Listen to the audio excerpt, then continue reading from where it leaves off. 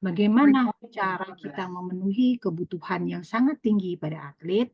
Maka dibangun istilah piramida makan pada atlet. Ya, piramida makan pada atlet ini komposisinya adalah balance diet, kemudian ada sport food dan ada suplemen. Maka ketika kita ngomongin atlet, kapan sih kita bisa hanya fokus pada balance diet? Kapan kita mulai harus mempertimbangkan penambahan sport food dan suplemen itu menjadi salah satu kesatuan pengetahuan yang harus dimiliki kalian nantinya. Gitu. Karena nanti kalau ininya sudah kuat, dasar pemahaman, oh iya ada 3 makanan yang bisa membantu, maka kalau kalian sudah ketemu intervensinya, ketemu MSPM-nya nanti, ya di MSPM-nya itu nanti akan mudah mengimplementasikan dan membuat menu sehari-hari pada atlet. Ya, karena kata kuncinya di piramida ini. Nah, yang pertama terkait dengan balance diet, sebenarnya ini adalah konsep memberi makan kepada manusia pada umumnya yang disesuaikan dengan AKG dan bertumpu pada real food gitu ya. Masakan, benar-benar masakan yang kita pelajari selama ini. Tapi pada kenyataannya ketika kebutuhan atlet tersebut sudah melebihi 3.000 kalori, itu akan sangat sulit untuk dipenuhi hanya mengandalkan balance diet saja. Kenapa demikian?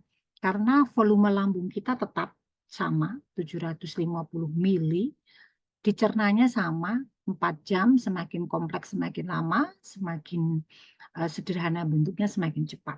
Artinya respon metabolisme tubuh kita itu sama.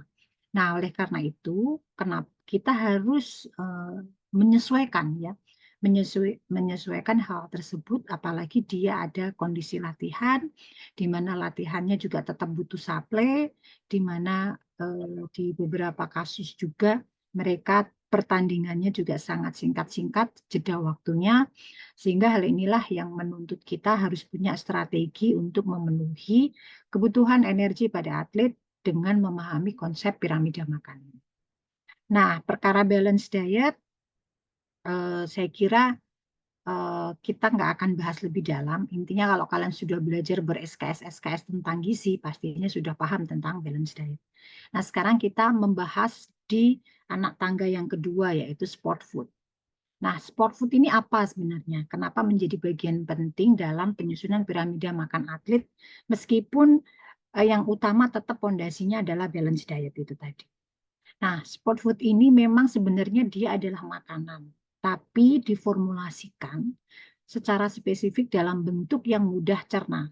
Ya, tadi yang saya sampaikan, metabolismenya kita itu tetap yang kompleks lama, yang lebih sederhana bisa cepat, ada kondisi dia latihan tetap harus disuplai, pertandingan harus tetap disuplai. Nah, maka pencernaannya ini harus disesuaikan tetapi tetap mampu mendapatkan sumbangan energi.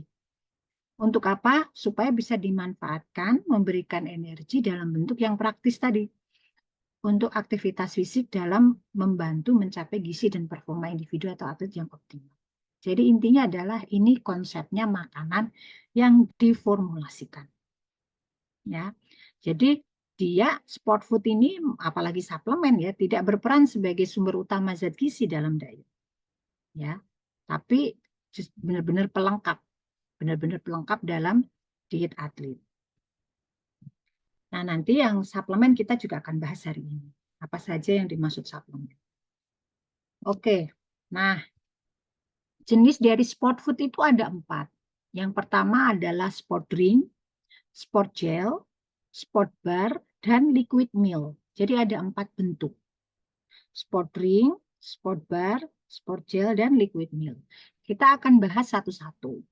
Secara spesifik dan mendalam masing-masing minuman ini ada lagi teorinya ya. Tapi nanti kalau tak sampaikan semua, pastinya akan sangat makan waktu. Tapi kalau kalian mau, ini sudah Ibu siapkan in-depth-nya itu di profesi. Jadi di profesi dietitian itu ada mata kuliah pilihan namanya inovasi produk makanan olahraga.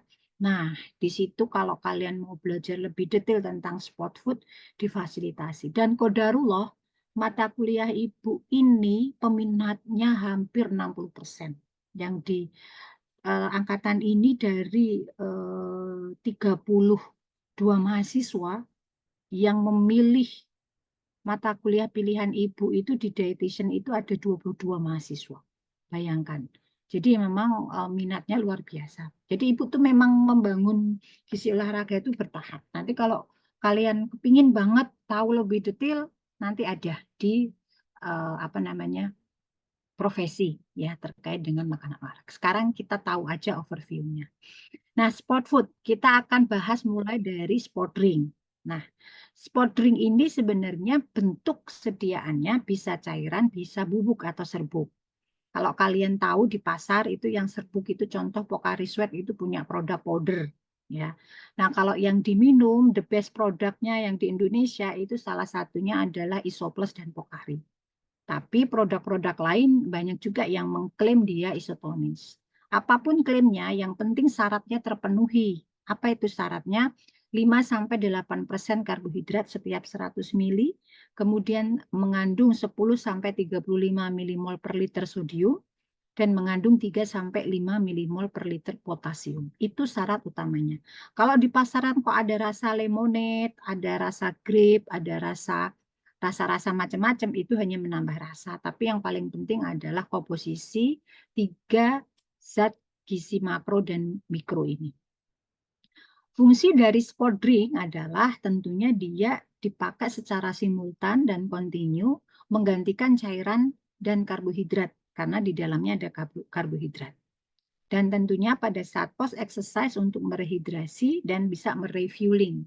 Karena ada karbohidrat, ada elektrolitnya, maka dia juga bisa menjadi bahan rehidrasi. Ya, jadi memang ini sangat dianjurkan diberikan pada saat berolahraga, terutama olahraga yang lebih dari 1 jam. Ya, kembali ke prinsip status hidrasi kemarin, prinsip pemberian cairan pada atlet.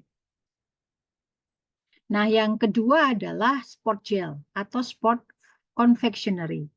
Ya, bedanya adalah kalau gel itu pouch-nya lebih kecil, ya. Jadi 30-40 gram per saset. Tapi kalau confectionery itu bentuknya jelly, pouch-nya lebih besar, 40-50 gram. Ya, apapun bentuknya, ya, apapun produknya, yang penting kandungannya harus ada hingga 25 gram karbohidrat per saset. Ya, kalau memang mau ditambahkan ya per 5 gram karbohidratnya itu ada kafein atau elektrolit. Jadi memang ada beberapa produsen yang mengembangkan si gel ini ditambah dengan kafein maupun elektrolit. Ya, fungsinya untuk apa, Bu? Yaitu tadi untuk meningkatkan efisiensi metabolisme energi sama untuk menghentikan cairan yang hilang. Nah, karena bentuknya gel ataupun confectionery itu bentuknya jelly gitu ya, maka tentunya dan kandungannya adalah karbohidrat, dia fungsinya untuk karbohidrat intake during exercise. Jadi jangan mengkonsumsi ini sebelum olahraga, tapi lebih disarankan pada saat dia exercise. Nah, biasanya olahraga-olahraga jenis endurance, long distance marathon, kemudian cycling gitu ya. Pokoknya yang endurance, break-nya itu pasti mengkonsumsi gel gitu. Ya. Oke, di bawah ini salah satu contoh produknya ya, yang ini tadi juga contoh berbagai produk isotonis, yang ini contoh berbagai produk gel gitu ya. Di Indonesia nanti saya bisa dikepoin yang produknya ibu sendiri namanya First Food, yang produknya Strive juga ada di Indonesia, ada 2 itu yang memproduksinya. Ya. Oke, lanjut ke, nah ini. Ada catatan tambahan di sport gel maupun sport confectionery. Yang pertama, memang dia tinggi sumber karbohidrat, dan jenis karbohidrat yang dikonsumsi atau yang diformulasikan adalah yang mudah diserap oleh tubuh. Oke. Dan tentunya karena kandungan karbohidratnya yang lebih tinggi, apabila dikonsumsi tidak tepat, ya, itu akan menyebabkan idiosinkratik pada perut. Jadi malah nggak nyaman kalau kita tidak berolahraga. Maka pastikan konsumsi pada waktu yang tepat, ya, sehingga begitu dia masuk langsung dipakai untuk sumber energi. Oke, yang kedua sport bar. Ya. Di bawah ini berbagai produk bar, tapi belum tentu dia adalah sport bar. Kenapa? Karena ada syaratnya. Ya, ada syaratnya untuk dikatakan sebagai sport food. Ya, yang satunya ada Strive itu sudah sesuai. Karena kebetulan dulu Ibu formulatornya juga di produk Strive itu. Sampai pada akhirnya Ibu ada teman, kenapa Bu Mirza nggak mengembangkan produk sendiri? Kenapa bantuin orang? Kenapa nggak ngembangin sendiri? Nah, makanya muncullah si First Food itu. Jadi benar-benar produk yang Ibu formulasikan sendiri gitu ya. Nah, ini sport bar pasti bentuknya bar gitu ya. Nah, dia mengandung karbohidrat 40 sampai 50 gram dan proteinnya 5 sampai 10 gram. Dan memang dia rendah lemak dan serat. Vitamin mineralnya juga ada di sana 50 sampai 100% dari RDA. Kapan sport bar ini bisa digunakan? Tentunya dia bisa digunakan during exercise. Ya. Bahkan post exercise recovery juga bisa karena di situ asam karbohidrat itu ada yang protein, ada kandungan proteinnya. Jadi ada rasio protein karbohidratnya juga, ada yang memang protein bar murni gitu ya. Jadi pengembangannya luar biasa. Bahkan karena dia cukup energi ya. Jadi kalau dilihat kan 50 gram karbohidrat berarti per barnya bisa sampai 200 kalori kan. Belum ditambah 10 gram protein 40 berarti kan bisa 240 gitu. Jadi memang cukup tinggi ininya ya apa. Tapi yang jelas dia di atas 160. Bahkan karena kandungan yang cukup padat tersebut, dia bisa dipakai sebagai portable nutrition for busy schedule or travel. Kita tahu atlet itu ada isu yang berkaitan dengan traveling atlet. Nah, nanti isu traveling atlet kita pelajari di gizi olahraga lanjut gitu ya. Jadi di sana nanti apa sih isu-isunya, bagaimana penata laksanaannya, bagaimana pengaturan adjusting untuk prevent jet lag-nya gitu ya. Itu nanti ada di gizi olahraga lanjut. Oke, selanjutnya sport food yang liquid meal, yang kandungan keempat ya, atau golongan keempat. Jadi prinsipnya dia bentuknya bubuk, dicampurnya bisa dikonsumsi dengan air ataupun susu. Intinya dia siap minum. Nah, dia punya syarat kandungannya per milinya itu harus 1 kalori per mili, 1 sampai 1,5 kilokalori per mili. Ada proteinnya dan ada karbohidratnya. Lemak yang dipakai rendah sampai sedang dan vitamin mineralnya bisa 500 sampai 1000 mili. Ya, jadi di sini bisa dipastikan dia high energy meal diet, ya, especially bisa dipakai pada saat latihan berat, kompetisi atau kelompok orang yang ingin weight gain. Bahkan bisa dipakai sebagai low bulk meal replacement. Untuk pre-event meal bisa pakai post exercise recovery karena ada karbohidrat proteinnya. Bahkan sama dengan sport bar tadi untuk portable nutrition for busy schedule or travel. Jadi kalau kalian tahu ada BCAA, whey protein, itu semua masuk ke dalam liquid meal. Ya, nih. Nah, selanjutnya ada sebelum saya lanjutkan kemarin di kelompok ini tuh gizi kebugaran ada yang ngambil di angkatan kalian nggak ya gizi kebugaran tuh ya? Benar nggak? Gizi Iya, kebugaran Bu. tuh angkatan kalian ya? Yang Iya, ngambil Bu, gizi betul. benar ya? Oke. Yang ngambil gizi kebugaran di kelas ini berapa orang? 30-an ya kalau nggak salah ya. Sekitar 35 gitu, Bu. 35 ya. Oke. Yang kemarin ngambil gizi kebugaran sudah mendapatkan kuliah ibu ya kemarin terkait suplemen untuk weight loss ya kan suplemen untuk weight loss. Bentar. Sedikit saya tampilkan ya biar yang apa namanya yang kemarin belum dapat ada ininya ada tambahannya mana ya bentar-bentar. Hmm.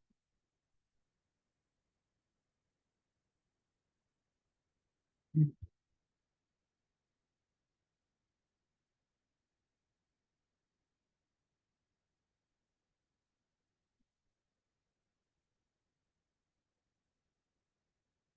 Kok gini sih? Bentar. Screen. Ini. Share. Oke.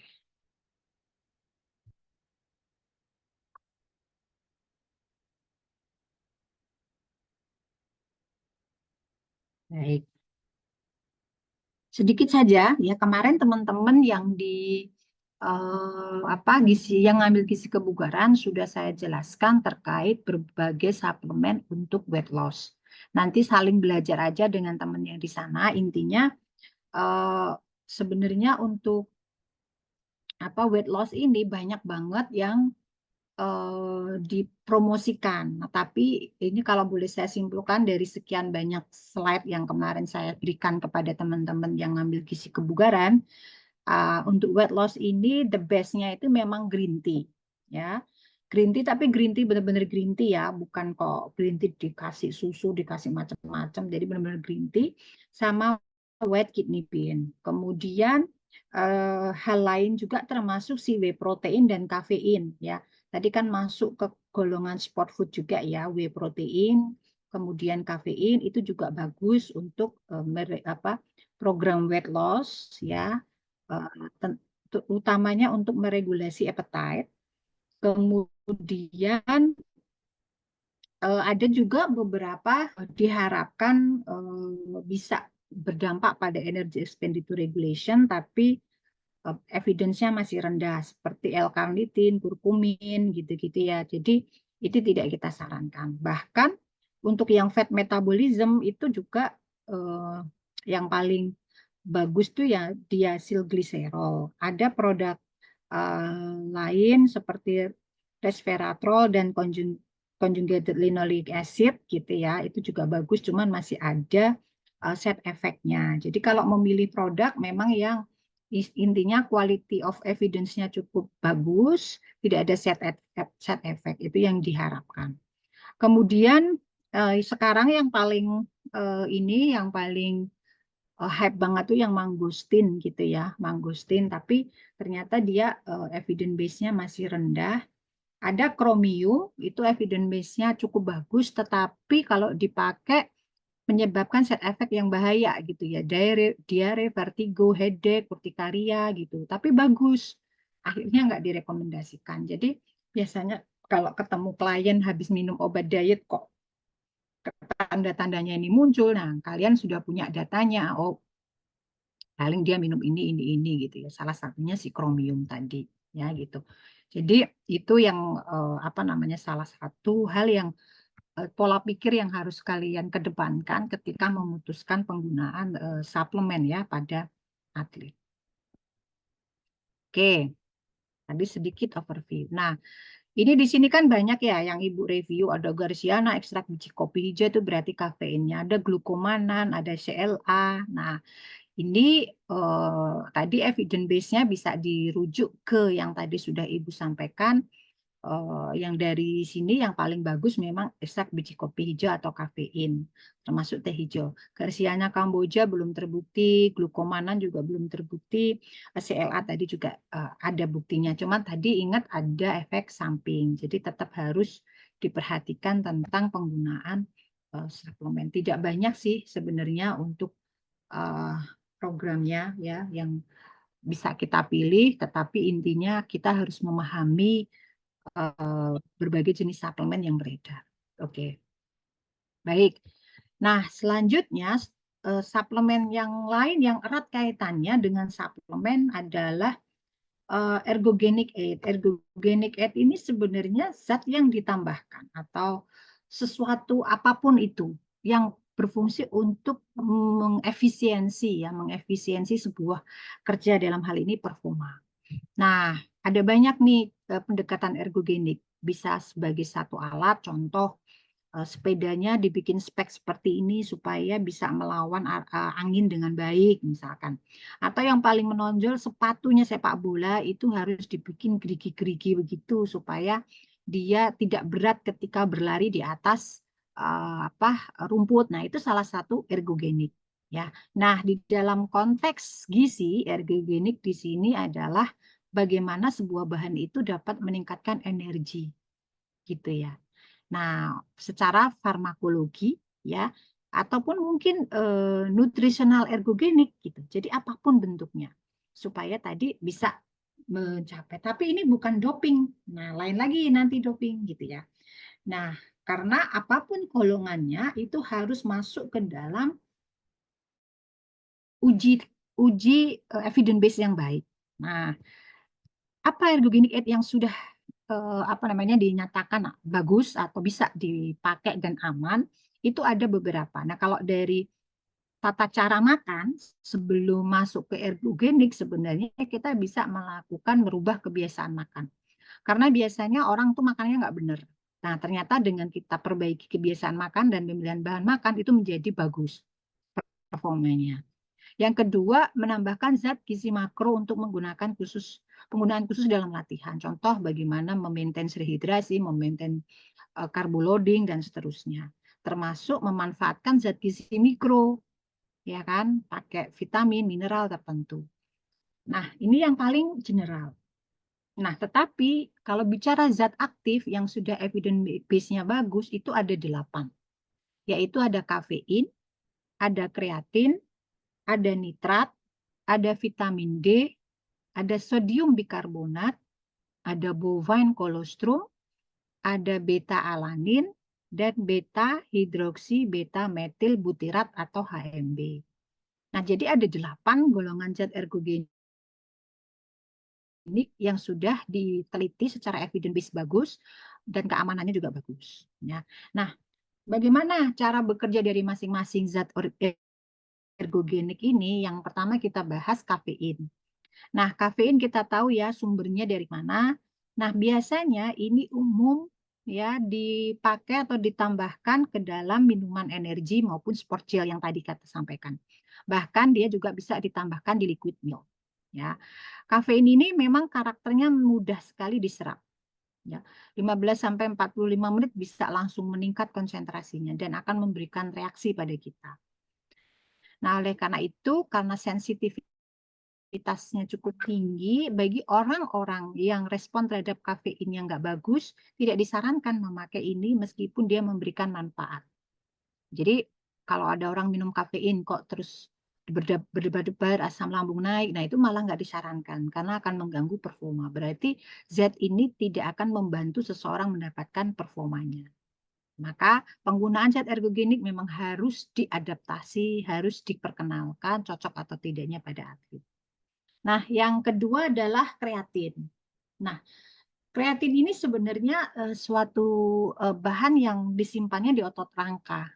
Jadi tujuan kita suplementasi dengan fosfokreatin adalah untuk meningkatkan konsentrasi kreatin otot dengan tujuan memaksimalkan resintesis ATP melalui sistem fosfagen. Jadi kita tahu pada cabang olahraga strength conditioning ya itu banyak sekali menggunakan sistem energi fosfokreatin ya. Jadi sistem fosfagen.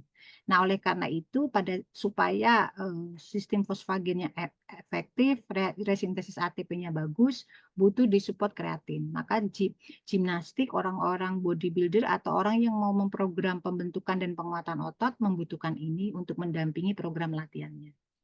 Nah, suplementasi kreatin ini cocok dengan olahraga yang berfokus pada peningkatan massa dan kekuatan otot. Efeknya gimana? Ada yang kalau minum kreatin itu tingling. Jadi karena ototnya kan jadi ini ya aktif sekali, itu kayak geringgingan gitu kalau dosisnya nggak tepat. Jadi kita harus pahami apa dosis load-nya kreatin itu seperti apa dan harus dihitung per kilogram berat badan. Nanti kapan kita loading, kapan kita maintenance itu juga ada hitungannya sendiri. Nah, sekarang Ibu nggak jelasin sampai sedetil itu, yang penting kenali aja dulu zatnya, fungsinya untuk apa. Kalau sudah bicara implementasi, memang nanti harus memahami dosisnya. Ya, oke. Selanjutnya adalah natrium bikarbonat. Ya, soda kue kalau bahasa kita. Nah, ini fungsinya mengurangi produksi asam laktat. Nah, asam laktat ini kan apa namanya produk sampingan yang dihasilkan oleh tubuh akibat pemecahan energi kan, pemecahan aktivitas fisik, memecah energi, pasti ada simpanan laktat. Nah, biasanya untuk bisa mereduksi atau mengeliminir si tumpukan laktat, maka harus ada natrium bikarbonat. Biasanya kan asam laktat terbentuk meningkatkan pH tubuh kita. Nah, biar pH-nya kita itu nggak naik terus, maka harus dihantam dengan buffer efek. Nah, salah satu buffer efek kita adalah natrium bikarbonat ini. Jadi dia pH-nya basa untuk menetralkan tingkat keasaman di dalam darah kita. Nah, maka minuman sport drink itu selalu ada natrium bikarbonatnya.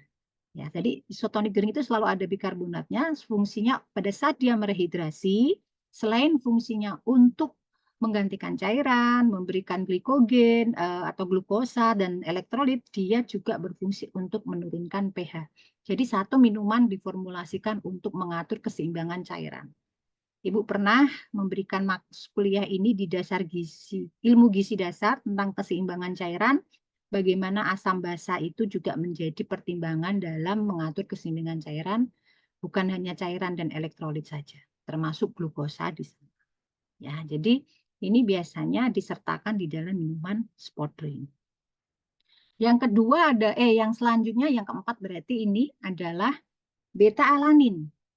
Nah, suplemen beta alanin ini kerap digunakan pada olahraga dengan intensitas tinggi dan durasi singkat. Nah, ini seperti power strength sport. Jadi weightlifting gitu ya. Itu terutama yang paling banget kelihatan tuh di weightlifting gitu. Jadi apa namanya, dia melakukan sebuah angkatan yang cukup berat, kemudian intensitasnya cukup tinggi. Nah, biasanya program latihan seperti ini harus disuplementasi dengan beta alanin supaya bisa meningkatkan kadar karnosin otot. Nah, si karnosin ini bisa terbentuk tergantung pada bioavailabilitas dari asupan makanan beta alanin. Nah, fungsinya apa sih? Sebenarnya fungsi beta alanin ini mirip sama natrium bikarbonat. Kalau natrium bikarbonat tadi menyeimbangkan asam basa di tingkat ekstraseluler, kalau beta alanin ini menyeimbangkan asam basa di tingkat intraseluler. Jadi langsung di dalam ototnya itu. Karena kan otot mitokondria ukurannya di situ ya. Kalau itu di push terus, maka asamnya akan tinggi. Nah, si asam ini dikendalikan dengan beta alanin atau karnosin. Sehingga sama-sama menyeimbangkan asam basa, yang satu di tingkat ekstraseluler, yang satu di tingkat intraseluler. Ya. Nah, selanjutnya ada nitrat. Nitrat ini sebenarnya paling banyak di buah bit. Ya, makanya sering sekali ibu mensuplementasi atau menyediakan jus buah bit untuk atlet. Karena apa? Ini sangat bermanfaat dengan aliran darah ke otot serta mengatur respirasi mitokondria. Jadi memang cukup efektif dan ini bisa diberikan 6-8 milimol nitrat yang terkandung di dalam jus buah bit. Biasanya 50 gram lah ya, 50 gram buah bit itu bisa kita bikin jus untuk menyuplai nitrat yang dibutuhkan. Bisa dikonsumsi sebelum atau setelah latihan. Nah, selanjutnya adalah vitamin D. Vitamin D ini sebenarnya kategori suplemen juga, tetapi dia unik sekali karena fungsinya ini berkaitan dengan remodeling tulang, kontraksi otot, sintesis protein baru, ya, dan untuk kekebalan tubuh. Ya, penggunaan 1000 IU per hari itu sangat membantu. Ya, jadi saya juga mewajibkan vitamin D untuk semua atlet saya, dan ternyata testimoni mereka setelah saya suplementasi vitamin D itu recovery-nya cepat, karena misalkan setelah dimasas, remodeling tulangnya, kontraksi ototnya itu menjadi lebih bagus, menjadi lebih rileks. Ya, jadi memang perannya cukup bagus untuk vitamin D. Nah, selanjutnya bovine colostrum. Nah, bovine colostrum ini sebenarnya lagi diteliti, jadi lagi on the way istilahnya ya. Dia memanfaatkan suplemen colostrum. Jadi kalau evidence base-nya itu masih B, belum A, tapi promising to be A gitu ya. Nah, ini dia di kekebalan tubuh, resiko imunosupresi dan infeksi saluran pernafasan sudah cukup kuat. Tapi kalau dipakai untuk fungsi kinerja seperti hanya vitamin D tadi, harapannya kan mau diteliti kayak vitamin D gitu ya sampai ke muskuloskeletal itu bisa dipakai itu sebagai solusi alternatif ya. Tapi masih on the way. Cuman kalau untuk imunosupresi, ISPA, ya kekebalan tubuh itu sudah bagus gitu. Nah, selanjutnya ada yang terakhir ini beta hidroksi beta metil butirat atau biasa disingkat dengan HMB. Nah, HMB ini sebenarnya adalah metabolit bioaktif yang terbentuk dari dekomposisi leusin dan ini sebuah rantai cabang amino esensial ya. Fungsi dari HMB yang paling penting bagi atlet adalah efek antikataboliknya. Jadi meningkatkan sintesis protein dan menghambat proteolisis. Artinya apa? Protein yang kita makan itu akan stay tenang, diem aja di otot. Gitu ya. Dia nggak gampang pecah karena adanya HMB ini. Cuman kalau nggak ada HMB, protein yang kita konsumsi itu gampang ke breakdown. Gampang ke breakdown, akhirnya nggak kebentuk menjadi cadangan untuk pembentukan otot. Nah ini yang nggak kita ingin. Nah, dosis suplementasi yang disarankan 3 gram per hari selama sesi latihan intensitas tinggi dan selama periode pemulihan singkat di antara sesi latihan. Jadi memang pemberiannya itu disertakan ke dalam, biasanya ada di dalam liquid meal gitu, bersama liquid meal. Bisa formulasinya menjadi satu, bisa terpisah. Gitu ya. Ini yang ergogenik. Nah, selanjutnya kita masuk ke doping ya.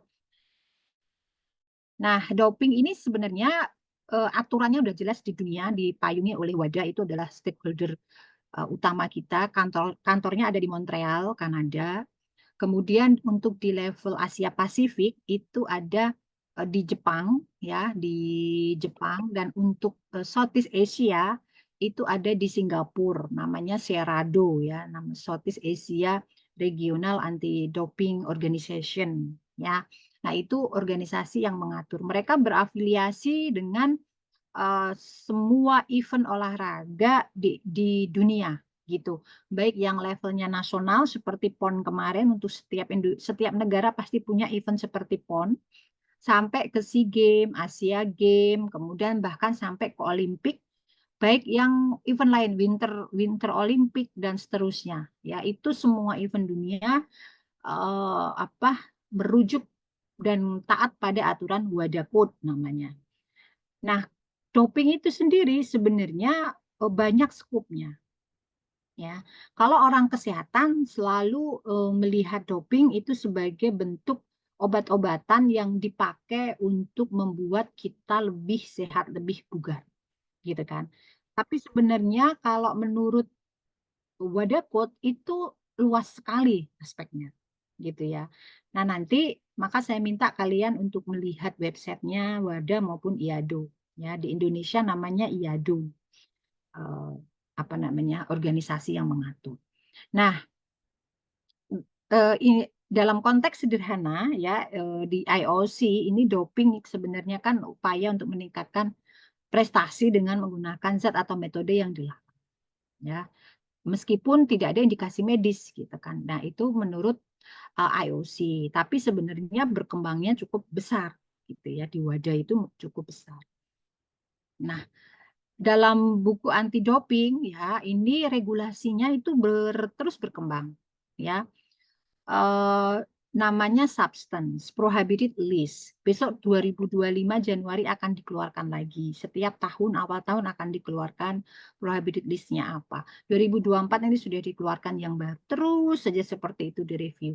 Dan buku buku prohibited list tersebut itu berlaku surut.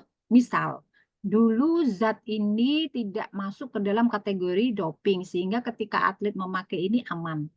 Tapi begitu tahun 2000 diteliti ini sudah masuk ke doping, maka atlet-atlet di masa lampau yang sudah masuk ke dalam daftar RPTTP itu ya, jadi yang diulang-ulang tesnya, memakai itu bisa dicabut itunya gelar-gelar yang sudah didapatkan. Nah, itulah ngerinya penggunaan doping salah satunya ya. Efeknya memang berbahaya. Nah, nanti ini hanya singkatan saja apa, tapi nanti dibaca lagi di dalam websitenya. Jadi di sana ada zat terlarangnya gitu ya, menggunakan atau tidak, mengelak atau menolak untuk menyerahkan sampel itu. Jadi kalau kita didatangi DCO kemudian kita menolak, nah itu juga masuk dalam kategori pelanggaran doping gitu ya. Kemudian kegagalan menemukan keberadaan itu namanya whereabout ya, whereabout. Kalau sudah masuk ke dalam tracknya atau harus melaporkan aku ada di mana itu harus dilaporkan terus karena si DCO ini akan bisa apa ya sewaktu-waktu datang. Kalau pas didatangi DCO tidak ada, nah itu juga menjadi satu hal yang pelanggaran doping ya. Jadi ada zat terlarang sudah pasti kita kan taunya itu ya ada zat terlarang. Kemudian metode terlarang. Infus itu bukan doping gitu. Transfusi darah bukan doping gitu, tapi begitu dipakai di atlet yang sehat-sehat saja mau mempercepat hidrasi, mau mempercepat peningkatan HB, nah itu jadi doping gitu ya. Kemudian tadi sudah C sama D sudah ya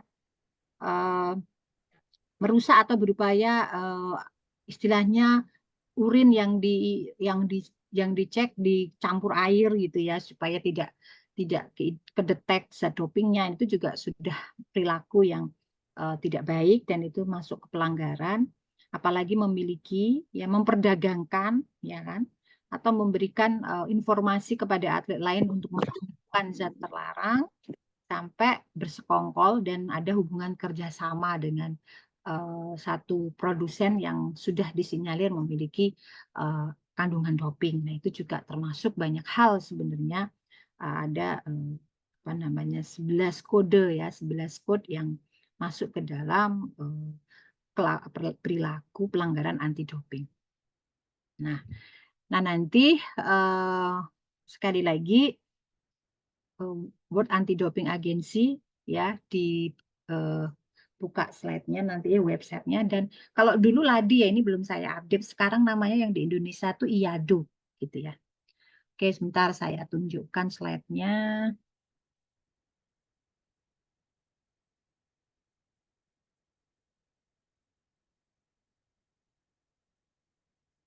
Kok ini sih.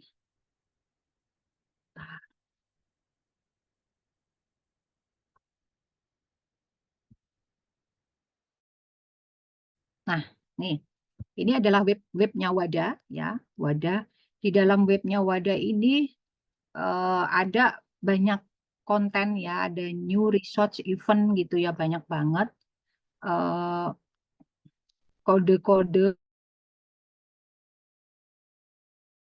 prohibited list-nya juga ada. Bagaimana kita speak up report untuk doping, ya event-event mereka luar biasa, ya. Jadi ini adalah websitenya yang WADA. Nah, kemudian di dalam apa namanya WADA ini juga luar biasanya ada program juga yang reach out dengan kita sebagai akademisi. Bentar, Ibu minum dulu.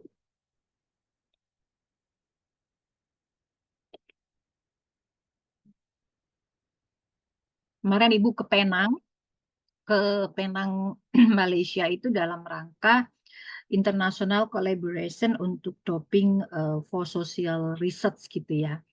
Nah, kalau goal nanti insya Allah tahun depan kita bisa punya satu grand kolaborasi internasional yang terkait dengan doping gitu ya. Ini sedang Ibu proses ya. Nah, ini luar biasa. Jadi lembaga ini benar-benar memperdulikan science behind doping gitu ya. Jadi nggak bisa kita hanya sekedar melakukan sebuah anjuran tetapi tidak diikuti dengan perkembangan pengetahuan. Nah, si WADA ini memfasilitasi hal tersebut ya untuk para akademisi. Nanti kalian boleh ngepoin di sini termasuk prohibited list yang tadi Ibu sampaikan ya. Ini bisa di-explore listnya ya. Ini ada di sini. Sebentar.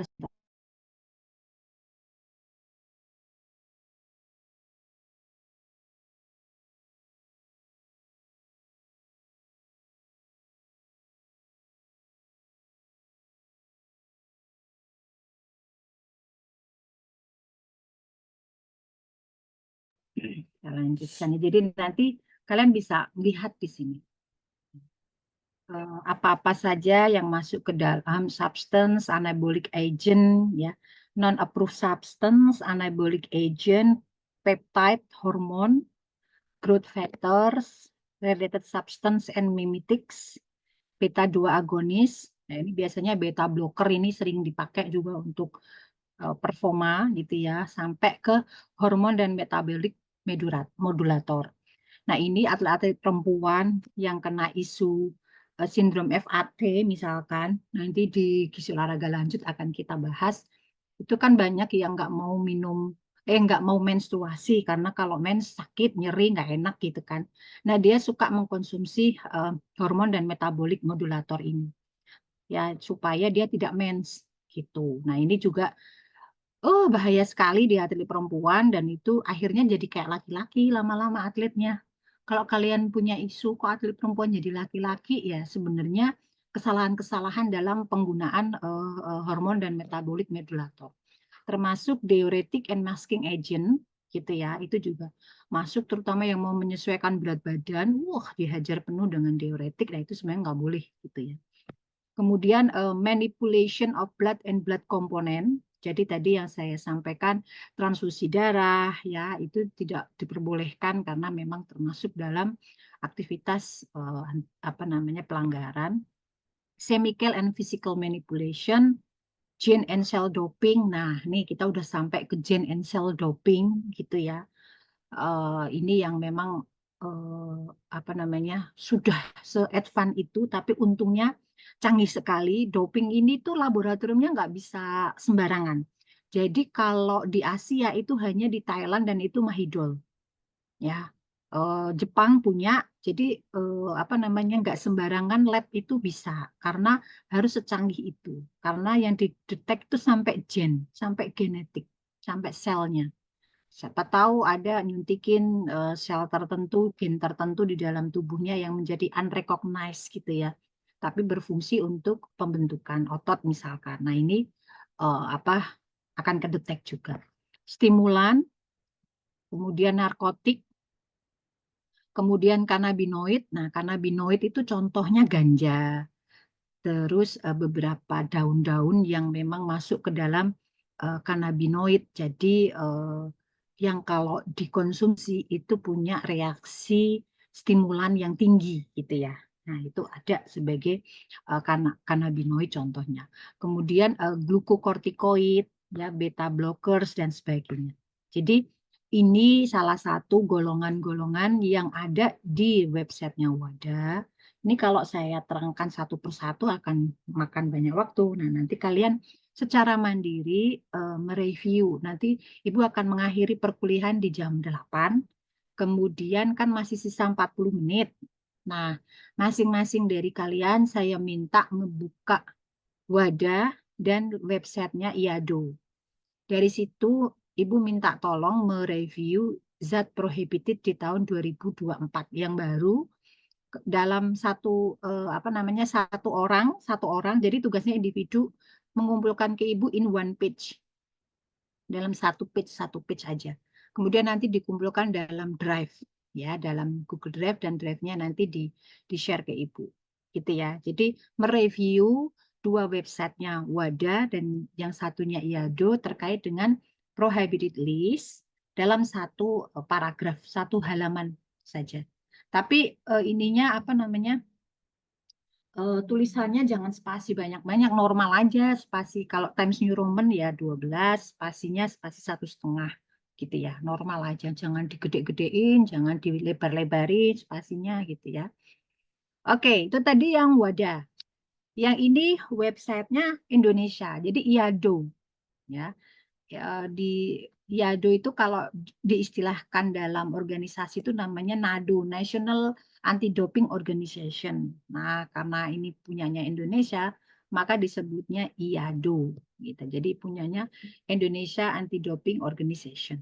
Nah, website yang dibuat IADO ini pun harus merujuk pada aturan-aturan WADA. Jadi nggak boleh main-mainan website sendiri gitu ya. Nah, di dalam Nah, ini Prohibited List 2024, no in effect gitu ya. Jadi nanti silakan di-download, kemudian dibaca isinya apa aja, dibikin review 1 page kirim ke Ibu. Ya. Oke, nah kemudian di situ ada yang namanya Adele.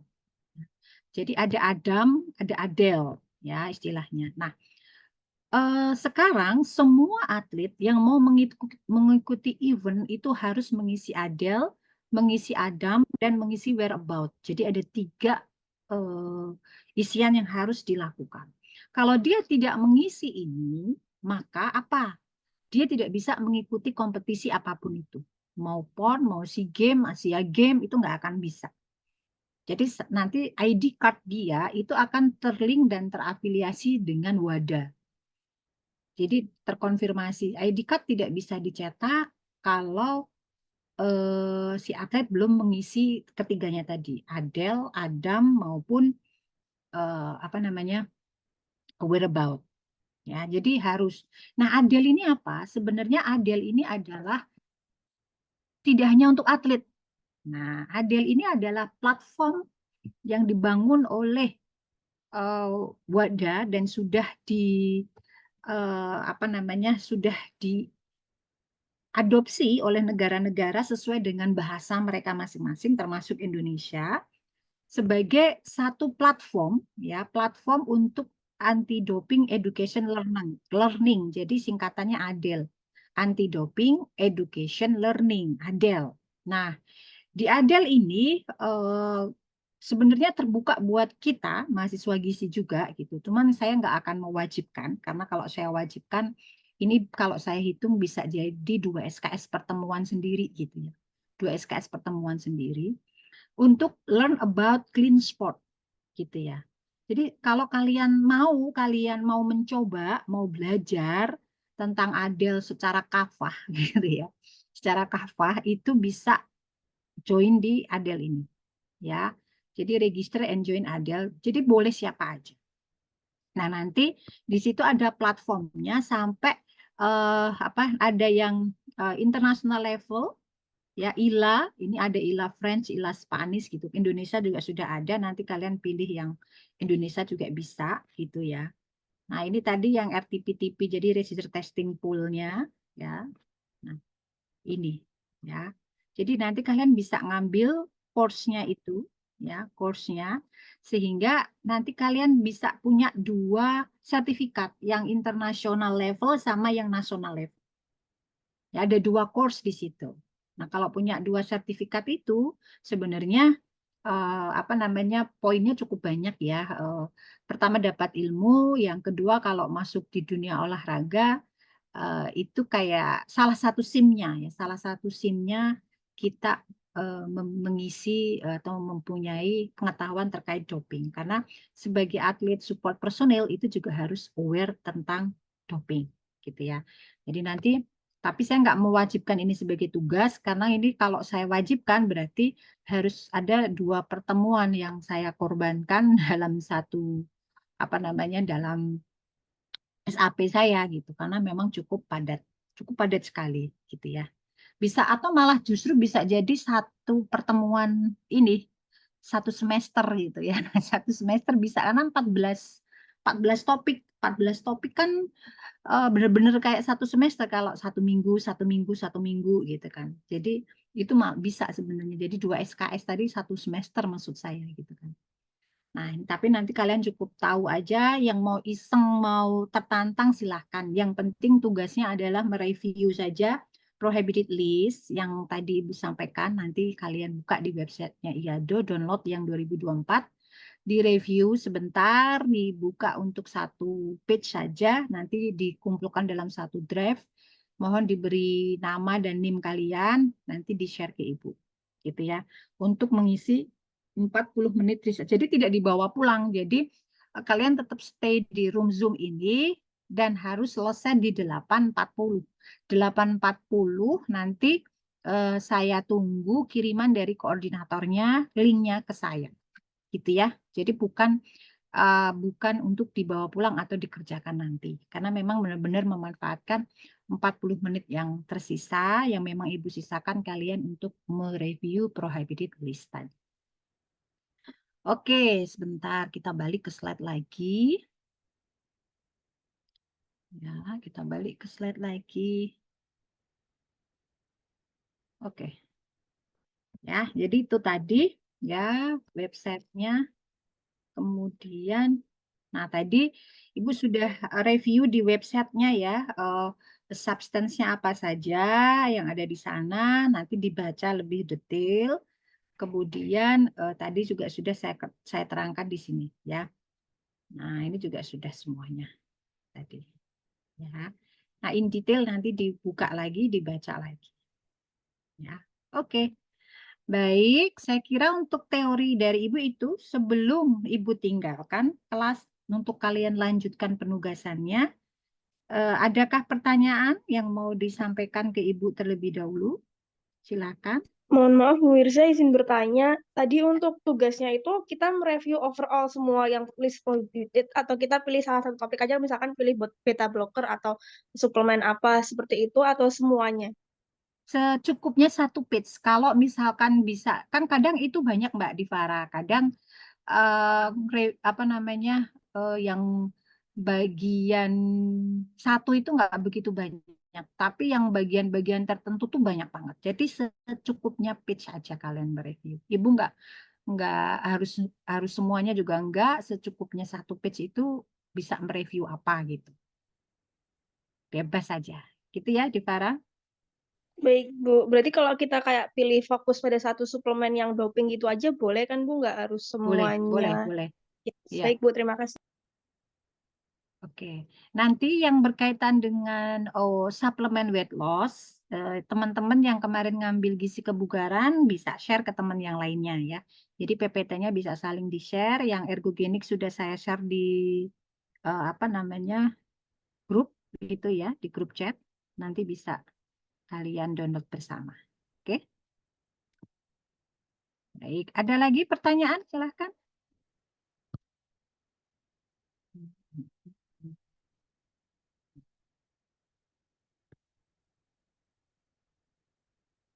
Cukup? Kalau cukup, saya ulangi lagi, perkuliahan akan saya close di jam 8 untuk pemberian materi, 40 menit sisa, dimohon mereview Prohibited List tahun 2024. Ya, secukupnya page 1 halaman. Kalau memang bisa dua golongan, bagus. Kalau bukan bagus artinya lebih baik itu enggak. Tapi kalau memang cuman bisa 1 golongan, enggak ada masalah gitu ya. Jadi tapi apa namanya kalau bisa memang bisa semua ya, artinya kalian kan berseratusan ya, hampir 100 orang, bisa semua prohibited itu terreview meskipun beda-beda orang gitu ya. Oke, baik, saya tunggu jam 8.40 link drive-nya ya. Terima kasih, saya cukupkan sekian ya. Wassalamualaikum warahmatullahi wabarakatuh. Waalaikumsalam. Terima kasih, Bu.